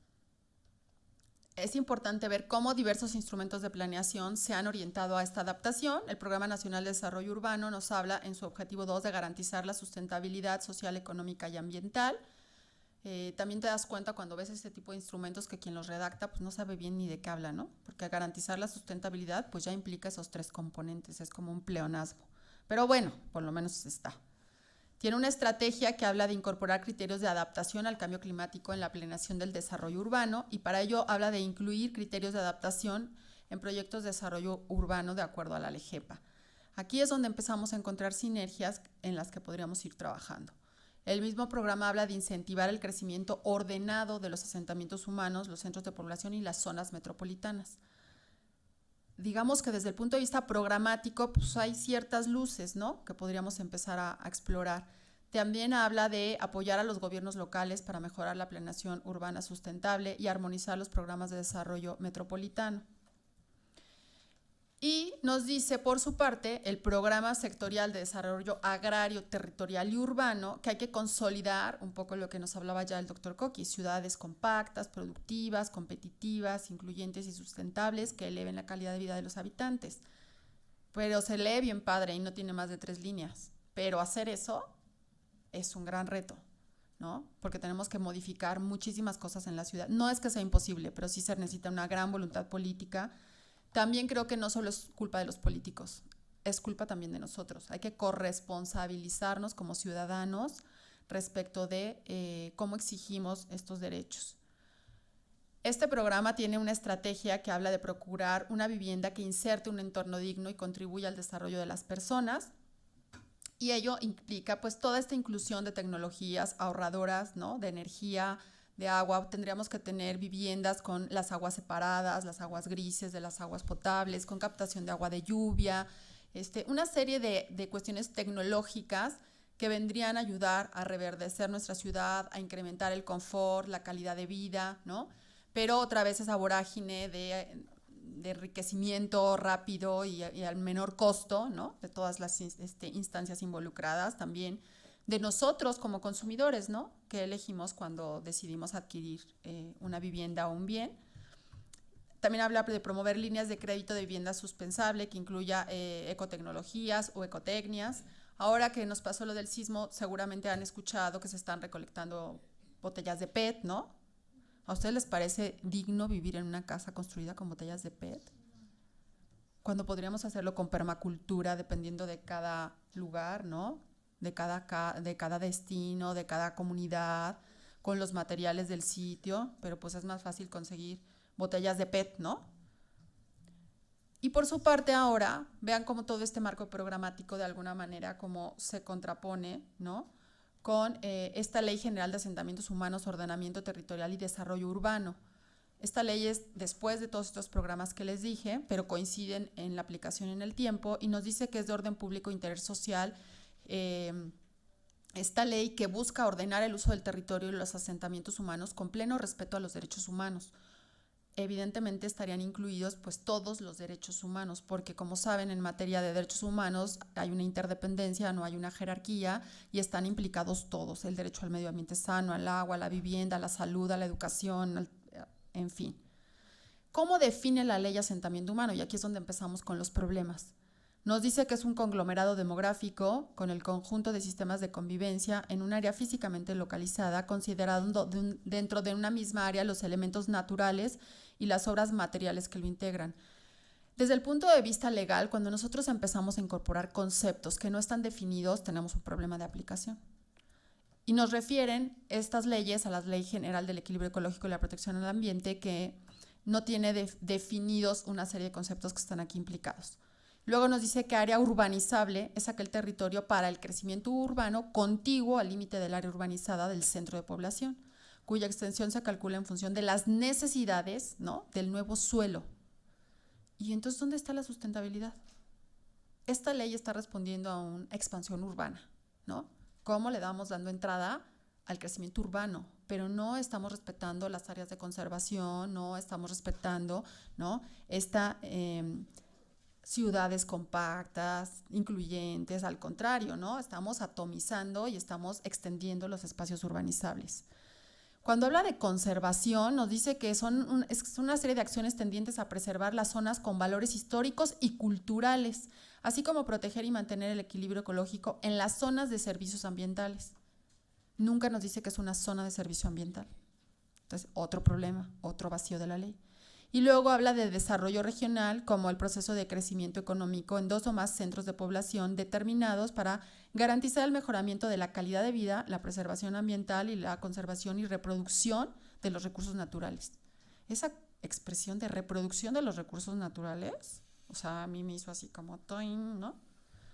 No veo a los recursos naturales reproduciéndose, pero bueno, otra vez, falta de técnica legislativa. Y finalmente, de lo rescatable de esta ley, habla de reducción de riesgo de desastres, como estos esfuerzos sistemáticos dirigidos a analizar la gestión de factores causales, ¿no?, nuestras amenazas de desastres, lo que incluye reducción del grado de exposición. Entonces, ¿de qué estamos hablando? Ordenación territorial, programa de desarrollo urbano, uso de suelo, atlas de riesgo, ¿no? Disminuir con ello la vulnerabilidad de la población y la propiedad a través de una gestión sensata de los suelos y del medio ambiente. No sé cómo medimos la gestión sensata, ¿no? Y pues ahí tenemos parte de nuestra gestión sensata. Y como eso, imágenes nos sobrarían, ¿no? Bueno, esta misma ley nos dice en su artículo 29 que las entidades federativas deben de formular sus programas estatales de ordenamiento territorial y desarrollo urbano y que deben considerar la congruencia con los atlas nacionales de riesgos. Pero también aquí, si estamos hablando que son actividades concurrentes, asentamientos humanos, protección civil, protección del medio ambiente, todo eso son materias concurrentes. Entonces no tendríamos que dejarlo solo en el Estado, en la entidad federativa. Tiene que bajar, a las entidades federativas, a los municipios, ¿no?, para que realmente haya una gestión. Y además debe de haber una comunicación de riesgos. Todos tenemos derecho a saber si estamos en riesgo. Todos tenemos derecho a conocer el atlas de riesgo para tomar decisiones. La ley nos habla también de los programas de desarrollo urbano que deben considerar las normas oficiales mexicanas emitidas en la materia, criterios para la resiliencia, y las autorizaciones de construcción y edificación pues deben de contar con estudios de análisis de riesgo y en su caso definir las medidas para reducir o mitigar estos riesgos.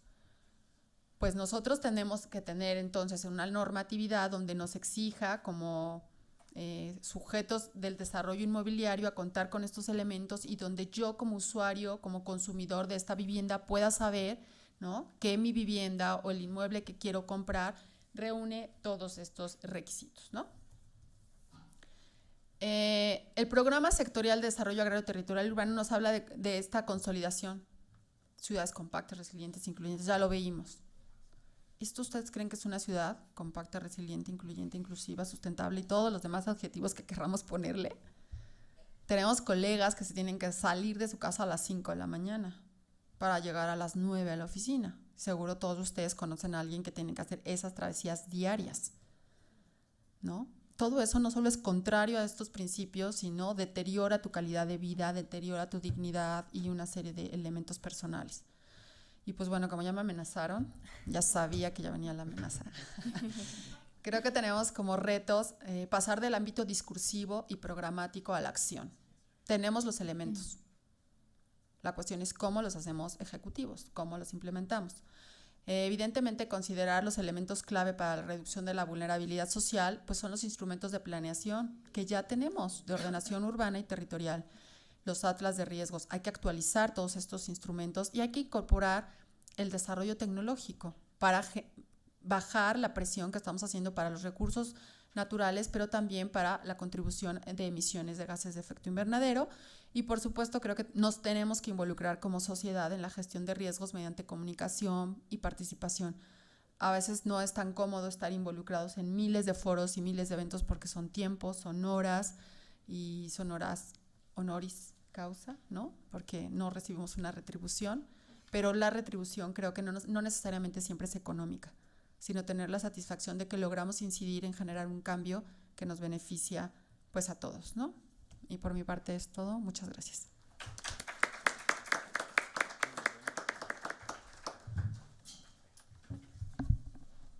Agradecemos mucho a nuestros ponentes por sus participaciones.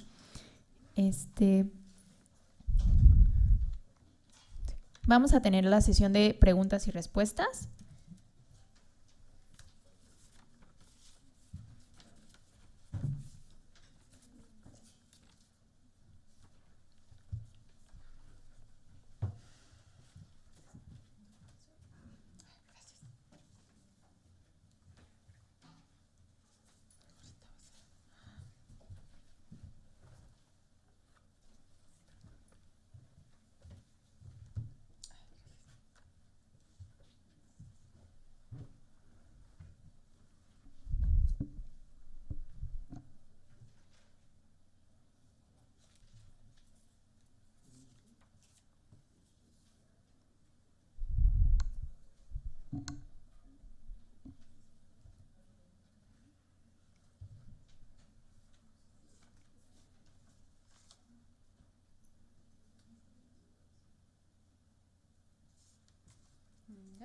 Sí, gustan empezar. Bueno, esta es una creo que compartida, porque primero refiere al doctor Morillón. Es Albania Arrazola, nos dice que, como lo indicó el doctor Morillón, la selección adecuada de materiales es básico para la reducción del gasto energético. No obstante, el Código de Edificación de Vivienda de la CONAVI solamente considera el cemento como material adecuado para la construcción de viviendas. Por tanto, el problema viene desde las reglamentaciones. ¿Existe un instrumento jurídico viable para cambiar estas reglamentaciones? Bueno, las reglamentaciones son susceptibles de cambiarse todo el tiempo. No es que haya un instrumento jurídico para cambiar el reglamento. Los reglamentos se pueden modificar, actualizar, abrogar, emitir uno nuevo. Lo que nos falta es como esta cohesión, esta integración de los diferentes actores para poder decidir de acuerdo a los sitios y de acuerdo a las necesidades de cada sitio y las vulnerabilidades, la reglamentación. Estrictamente hablando, si somos congruentes con la gran diversidad que tenemos en el país, tanto de ecosistemas como de paisajes, como de recursos, cada ley ambiental, tendríamos que tener 12 leyes ambientales totalmente diferentes.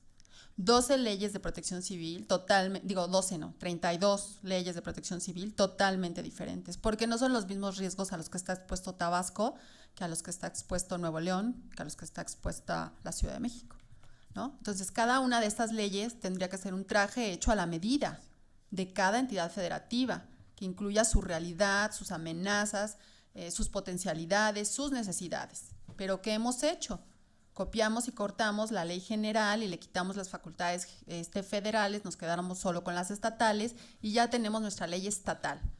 Eso es un gran problema, pero de alguna manera como sociedad lo hemos convalidado. Claro que hay las posibilidades de modificar y no solo creo que las posibilidades, una obligación y una urgencia de modificar las reglamentaciones en materia de construcción. Y recordemos que lo que nos pasó en los sismos no solo afectó a la ciudad, está Morelos, está Guerrero, está Chiapas, Oaxaca, y cada uno de ellos tiene una realidad diferente, entonces tendríamos que estar actualizando todas estas normas.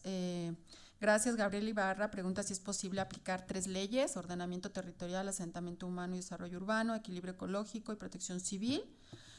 No entiendo a qué se refiere con si es posible aplicar 3 leyes. Pues podemos aplicar 20 o 40, no sé en qué sentido va la pregunta. Por la contradicción. Ordenamiento del territorio. Habla de ordenamiento del territorio, el otro pasa ecología, ya la protección civil, y una cosa no sé con la otra. Sí, lo que pasa es que tenemos que entender que nuestra normatividad es concurrente y que cada materia tiene una serie de instancias involucradas en su aplicación. Entonces, las leyes refieren unas a otras porque no pueden invadir la competencia de otras áreas. Lo interesante aquí es buscar realmente la congruencia. Entonces, la pregunta no es si se pueden aplicar, más bien tendríamos que trabajar en hacer congruentes las leyes, ¿no? Para que todas fueran buscando pues el mismo fin, que sería la reducción de la vulnerabilidad y la protección. Claro. Y además, si retomando la reforma energética, pues si vemos que el ordenamiento ecológico fue reformado el reglamento para considerar las actividades del sector hidrocarburos preferentes sobre cualquier otra actividad que se lleve a cabo en el territorio y a la cual no le va a aplicar ningún criterio, ni ningún lineamiento, ni ningún impedimento del ordenamiento ecológico, lo cual es contrario a la ley, es regresivo y se podría pues también estar trabajando en las impugnaciones, pero eso tendrá que ser pues vía legal, ¿no? O vía, digamos, judicializarlo, porque pues digamos que el Ejecutivo por eso modificó el reglamento, porque es lo que podía hacer fast track, pero no podía ir el reglamento en contra de la ley que le da sustento, que es la LGPA.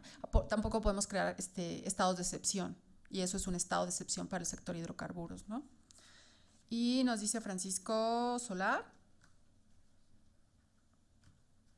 muchas fueron sus críticas, pero ¿cuáles son sus propuestas? Pues se las estoy diciendo, o sea, con la crítica iba la propuesta, no sé si solo enfaticé la crítica. Las propuestas son estas: tenemos que articular la gestión del riesgo, involucra, de hecho había una lámina, pero a lo mejor no decía propuesta, ¿no? La gestión del territorio, la gestión hídrica y también la protección de los recursos naturales. Creo que la ordenación territorial y la ordenación ecológica son los instrumentos donde tenemos que trabajar para realmente lograr una reducción de la vulnerabilidad, una adaptación en materia de cambio climático en nuestras ciudades. No sé si le contesto a Francisco Solar. Y Teresa de León, recuperando la discusión en torno a la existencia de mecanismos de planeación territorial, pero su falta de implementación es un reto persistente, sí, por supuesto. Sin embargo, sería importante rescatar las experiencias de apropiación comunitaria de estos instrumentos, como el caso. Claro, en realidad, el ordenamiento ecológico en nuestra ley y en el reglamento actual, pues se queda en 3 niveles, ¿no? O sea, y el ordenamiento local del territorio comunitario no está en la ley, pero es el que está dando resultados. Por eso yo creo que entre más abajo vayamos, empezar a cambiar nuestra lógica de actuación de arriba hacia abajo, sino empezar otra vez como desde abajo hacia arriba. Eso te da como más poder de acción, más legitimidad. La gente construye sus mapas de riesgo incluso. Cuando no tienes un atlas de riesgo, la gente comunitariamente construye su atlas de riesgo y empieza a decidir cómo hacer, hacia dónde ir, por dónde evacuar. El tema es que es una obligación del Estado y no tendríamos por qué estar dejando solas a las comunidades tratando de resolver pues estas necesidades apremiantes que nos involucran o nos deben involucrar como Estado, ¿no? Muchísimas gracias. Gracias, doctora. Me parece que también le llegaron preguntas al doctor Morillón. Sí, claro. Voy a empezar por las fáciles. Preguntan aquí sobre las azoteas verdes o naturadas. ¿Se consideran como un criterio bioclimático de construcción? Si es así, ¿hay estudios que demuestren su efecto en la reducción? Ya vi la flechita, gracias. En la reducción de la temperatura de los edificios donde se instalan. Bueno, los techos verdes en Europa desde los años 80 se empezaron a utilizar. Después México ya cerca de adelantito del 2000, como en el tiempo de López Obrador en la Ciudad de México, sacó una norma de naturación de azoteas. Pero si ustedes ven la norma, no tiene método. No tiene ni un método. Así es que dicen, vamos a poner techos. El problema de los arquitectos que se sienten sustentables es que los usan como elementos puramente estilísticos, porque da el mensaje que somos sustentables, que nos vemos bien y que sí hay vegetación ahí y que secuestra CO2, cuando la paleta vegetal es la que tiene que ver eso. Bueno, ese es el caso de cómo está. Una azotea verde tiene dos efectos en el caso del comportamiento térmico. Como tiene tierra, varias capas, se vuelve una resistencia a que pase el calor. Si el lugar es frío, se va a hacer más frío, porque lo poco que le llegaba de radiación al techo se evitó. Si el lugar es caliente, nos va a ayudar. Eso no se dice en la norma, y sí es conveniente que sí es una estrategia en donde se requiere que haya una capacidad aislante.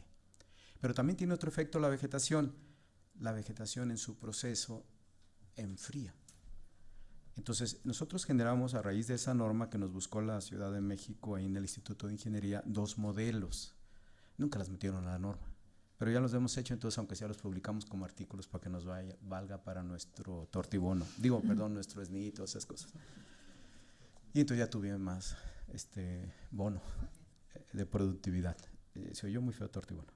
Pero bueno, entonces sí hay modelos que me permiten ver si se requiere y qué efecto va a tener, si es positivo o negativo. Sin lugar a dudas que va a ser un efecto de aislamiento y puede ser de enfriamiento. Se requiere aquí, y si no, provocaríamos el efecto contrario. Entonces, esas regiones donde se requiere, por ahí hicimos una guía de recomendaciones, está pública, por cierto, en la página de la CONAVI, para la eficiencia energética, que lo que buscaba era estrategias de diseño, materiales y uso de vegetación para las regiones del país, y vienen regiones, 10 regiones relacionadas por ciudad. Esa eficiencia energética en la vivienda. Hay 3 guías, una de vegetación, una de diseño y tecnología y otra de agua. Están libres ahí en la CONAVI, pero ustedes tienen que buscarlas porque están tan escondidas que casi nadie las encuentra. Y los muchachitos son buenísimos, mis alumnos, todo vayan ahí en internet. Yo a veces les digo, este libro se vende, no está en electrónico, yo se lo consigo, ya lo encontré, y en piratas.com encontraron el libro. Entonces son buenísimos para eso. Entonces puede o no servir dependiendo del clima y las regiones. Esos mapas que veíamos donde hace calor, frío y confort nos dicen si se requería o no. Y en donde estaba la manchota de calor, sí se requiere. Entonces a lo mejor esa misma vegetación tiene que cambiar en la temporada, porque si el lugar es extremoso como el norte del país, hay temporada de calor, pero hay temporada de frío. En temporada de frío me sirve la resistencia, el aislamiento que me da todas las capas, pero no el efecto de la vegetación. Tenemos tiempo, por cuestiones del arreglo, tenemos tiempo para una pregunta más. Bueno, agarremos otra, a ver si latino. Carlos Padilla nos hace una pregunta: ¿cuál es la situación o estado actual de las normas oficiales en materia de construcción? ¿Son una perspectiva sustentable? En materia de construcción hay normas que tienen que ver con la envolvente del edificio. ¿Qué materiales son adecuados? No lo da como materiales, sino como las características térmicas de los materiales. Tenemos la 08, la 020, que son federales, pero tienen características en los anexos para ciudad. O sea, por ciudad se hace el método, se aplica, pero esa norma, la primera, que es para edificios no residenciales, se publicó en el 2001. Y si ustedes me preguntan cuántos edificios en el país están certificados, me sobran dedos en las manos. ¿Por qué? Porque no está completado el candado.